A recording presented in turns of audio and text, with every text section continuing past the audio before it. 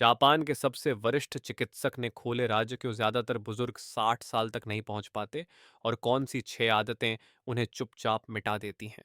दौड़ शिगेयाकी, एक 100 वर्ष से अधिक उम्र। मैं 100 वर्ष से अधिक जी चुका हूं, यह भाग्य नहीं बल्कि निरीक्षण, सादगी और दैनिक आदतों का फल है।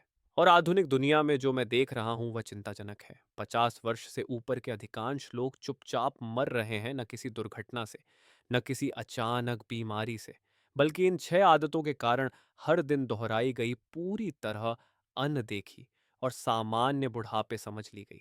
लेकिन बुढ़ापा दुश्मन नहीं, ये आदतें हैं। इन्हें छोड़ दो, जिंदगी अपेक्षा से भी आगे तक बढ़ सकती है।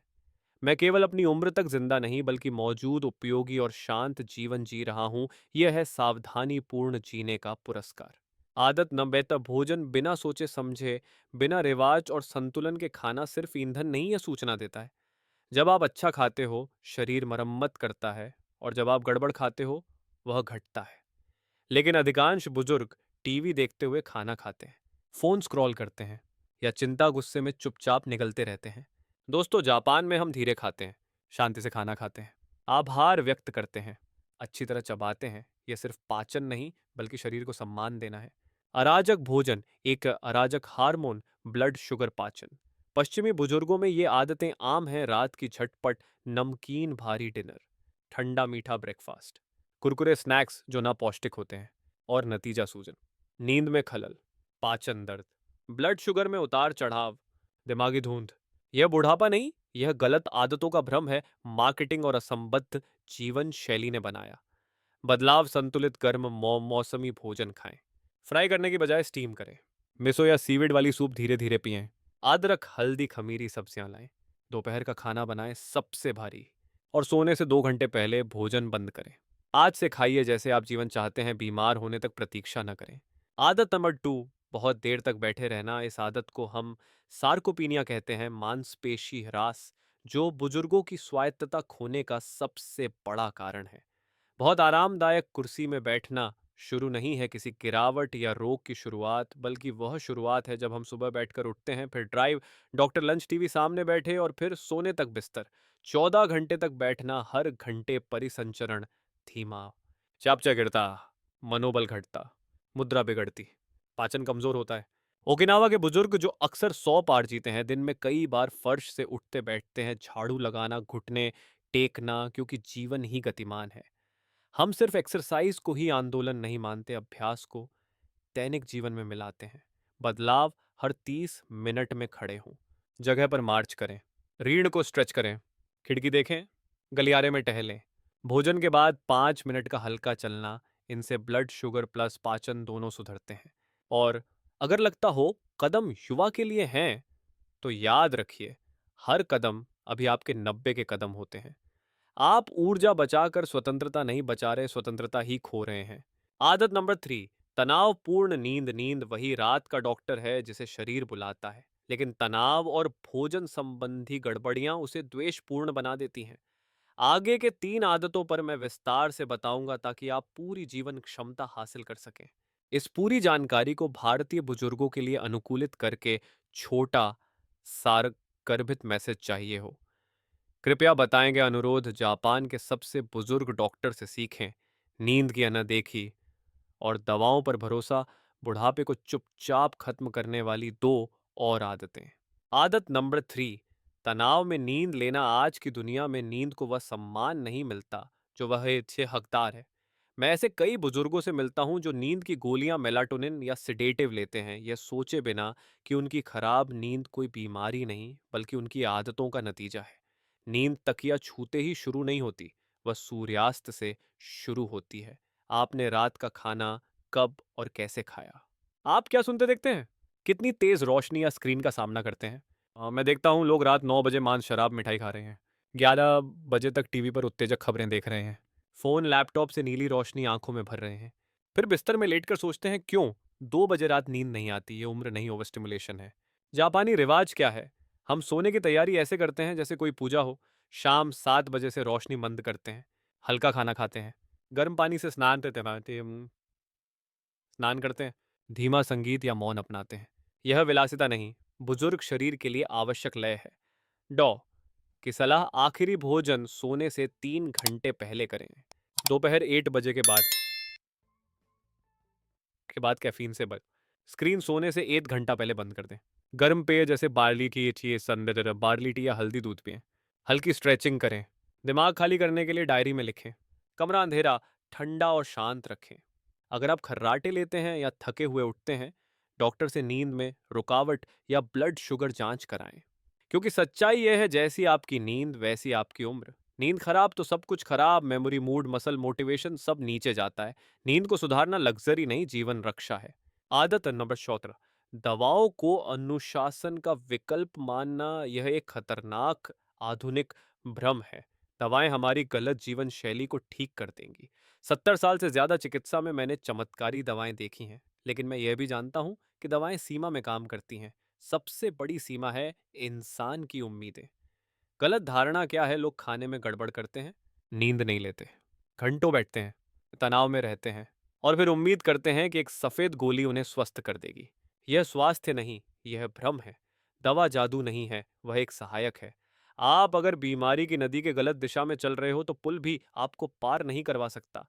जापानी दृष्टिकोण, हम दवाओं से पहले भोजन, आंदोलन, चलना, झुकना, जड़ी बूटियां, रिवाज और आराम अपनाते हैं। हमारे बुजुर्गों की दिनचर्या में सरल भोजन, मौसम के अनुसार जीवन, संरचित दिन।